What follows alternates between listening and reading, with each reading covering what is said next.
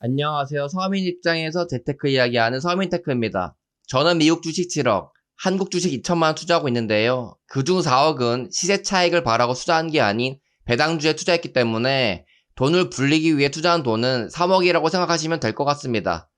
저도 처음부터 큰 돈을 주식에 투자했던 것은 아니고 첫 투자는 10만 원부터 해서 1000만 원까지 높였다가 1000만 원에서 3000만 원, 3000만 원에서 5000만 원으로 5년 동안 점점 투자 금액을 늘려 나갔습니다. 투자 금액을 늘려가는 동안에 제가 했던 것은 내가 투자의 대가들처럼 주식의 변동성을 버티고 장기 투자할 수 있는지와 하락의 공포를 이기고 매수할 수 있는지를 소액으로 여러 테스트를 하며 검증해 나갔습니다. 저는 투자를 할 때 가졌던 마음가짐은 돈을 빨리 벌려고 하지 말고 잃지 않는 투자를 하자는 거였습니다. 그래서 남들이 좋다고 하는 비싸진 종목에 투자했다가 하락해서 고점에 물리는 상황을 최대한 피하고자 남들이 안 좋다고 하는 많이 하락한 종목을 싸게 투자하려고 했습니다. 싸게 매수해놓고 기다리면 결국 수익을 볼 수밖에 없다는 걸 역사적 차트를 보면 알 수가 있기 때문이죠. 그리고 남들이 그렇게 하면 돈 번다는 말만 듣는 게 아니라 실제로 직접 해보고 경험을 하여 100% 돈 벌 수 있는 나만의 투자 원칙을 만들었기 때문에 저희 투자금을 점점 늘려갈 수가 있었죠. 만약에 제가 투자금이 아닌 수익률만 늘릴 수 있는 투자 원칙만 세우려고 했었다면 빠르게 돈을 불리지 못했을 겁니다. 아무리 좋은 투자 습관을 가진다고 해도 결국 투자금이 적으면 주식 투자로 인생을 변하기는 어렵습니다. 저도 원래는 위험 리스크가 있다고 생각해서 조금씩 투자금을 늘려가긴 했지만 코로나 위기 때 기회라고 생각해서 최대한 투자금을 넣은 게 3천만 원 정도 투자를 했었습니다. 나머지는 부동산에 투자를 했어서 제 투자금의 30% 정도 주식에 투자를 한 것이었죠. 평소 공포에 매수를 하여 돈을 벌었던 저였기에 코로나 폭락할 때 매수를 할 수 있었고 처음으로 수익률 100%를 넘겨서 투자 실력과 돈을 불릴 수가 있었습니다. 그런데 그런 기쁨도 잠시 저에게는 악재가 찾아왔습니다. 이때 위에 보시는 과정으로 보이스피싱을 당해서 주식으로 번 돈과 투자금 다 날리고 빚은 5천만 원이 발생하게 되었죠. 사기꾼들이 검사 사칭을 했고 제 누명을 벗기기 위해서는 제 통장을 거친 현금이 필요하다고 하더라고요. 그 현금에 있는 일렬 번호로 추적해서 범인을 잡을 수 있다는 논리였습니다. 처음에 저에 대한 정보를 몇 개 맞추고 중간에 한번 의심되어 금융감독에 전화해봤지만 조사받는 내용이 맞다고 해서 의심을 안 하게 되었습니다. 근데 이미 제 핸드폰은 그들 어플에 의해 통제되었기 때문에 경찰이나 금융감독원에 전화해도 보이스피싱범들에게 전화가 가게 되어 있어서 의미가 없었고 그래서 속절없이 당할 수밖에 없었죠. 그래서 대출한 5천만 원과 제 주식과 현금 7천만 원 합해서 약 1억 2천만 원을 잃게 되었습니다. 경찰 조사받던 중 엄마가 찾아왔을 때 눈물이 났던 기억이 납니다. 사기를 당했다는 걸 유튜브 뉴스를 보고 알았을 때 이때까지 여름에 땀 흘리고 겨울에 추위를 견디며 퇴근 후와 주말 내내 배달 부업하여 2년간 돈을 모았던 장면들이 떠오르며 좌절했습니다. 이때가 2021년 8월경이었죠. 하지만 저는 좌절만 하고 있지 않았습니다. 다시 처음부터 시작하는 마음으로 더 열심히 배달 부업을 하며 돈을 모으기 시작했죠.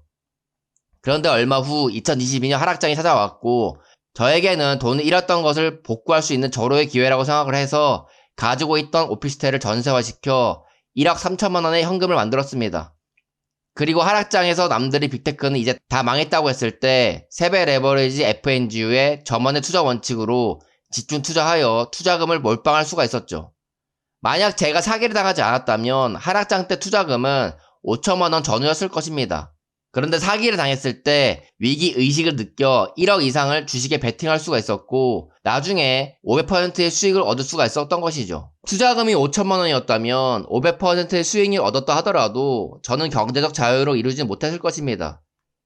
이처럼 지나고 보면 위기가 꼭 나쁜 것만은 아니라는 걸 인생을 살면서 느끼게 됩니다. 물론 위기가 찾아왔기 때문인 것도 있지만 주식으로 돈 벌 수 있는 저희 투자 원칙에 대한 확신이 있었기 때문에 전 재산을 베팅할 수 있었던 것이죠.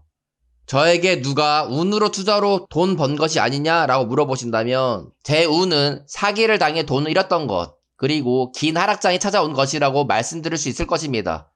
주가가 상승한 좋은 운이 있었기 때문에 돈을 버는 것이 아니라 안 좋은 운을 기회로 만들 수 있었기 때문에 돈을 벌었다고 말씀드리고 싶습니다. 그래서 위기를 기회로 만들 수 있는 실력을 만들어 놓아야 나중에 운이 찾아왔을 때 잡을 수 있다고 생각해요.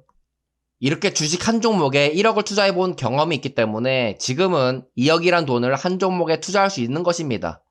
저는 본의 아니게 갑작스러운 일을 겪어서 주식에 투자할 수 있는 돈그릇이 급격히 커진 것이지만 이런 일을 당하지 않은 사람은 투자금을 갑자기 크게 늘릴 수 없긴 할 것입니다. 그래도 조금씩이라도 돈그릇을 점점 늘려가야지만 여러분의 투자 수익금도 점점 늘어나 투자하는 의미가 생길 거라고 생각해요. 이렇게 주식 한 종목에 1억을 투자해본 경험이 있기 때문에 지금은 2억이란 돈을 한 종목에 투자할 수 있는 것처럼 투자할 수 있는 돈그릇을 점점 늘려가야 합니다. 유튜버 중에서 부자 오빠님이 계시죠. 이분은 하락할 때 매수해서 장기 투자해야 돈을 번다는 걸 주장하고 계십니다. 하지만 아쉬운 점은 코로나 때와 하락장 때 매수해서 투자금 3천만원 투자하고 난 이후에는 수량을 늘리지 않는다는 것이죠. 수익률은 400%로 커 보이지만 4년간 3천만원으로 7천만원의 수익을 얻어서 총 1억 원을 만드셨습니다. 장기 투자해서 돈 버는 것 자체가 잘하신 일이지만 하락장 때마다 적극적으로 수량을 매수하셨다면 훨씬 더 좋은 수익을 얻었을 것이고 인생이 변했을 텐데라는 아쉬움이 있습니다. 수익률이 좋지만 매도하지 않으시는 이유는 아마 경제적 자유를 이루시기엔 적은 금액이라고 생각이 들어서일 거라고 생각합니다. 그런데 애초부터 적은 금액으로 경제적 자유를 얻을 수 있을 만큼 큰 돈을 만들 수 있을 거라는 생각은 방향이 잘못되었다고 생각해요. 물론 소액으로 몇십 년을 장기 투자한다면 적당한 노후를 준비를 하겠지만 여유롭게 인생을 살 수는 없을 거라고 생각합니다. 그래서 남들보다 잘 살고 싶고 여유롭게 살고 싶어 주식 투자를 하신다면 투자하는 시간만 늘리려고 하지 마시고 수량도 늘리려고 노력을 하셔야 합니다. 장기 투자만 한다고 무조건 노후 대비가 되는 게 아니라는 것이죠. 경제적 자유를 남들보다 빠르게 이루는 게 쉬운 일이 아니긴 합니다. 남들보다 소득을 늘리고 많은 저축도 해야 하고 그렇게 모은 돈들을 하락의 공포를 이겨내고 투자를 해야 하며 변동성을 버티고 인내심을 갖고 장기 투자를 해야 하기 때문이죠.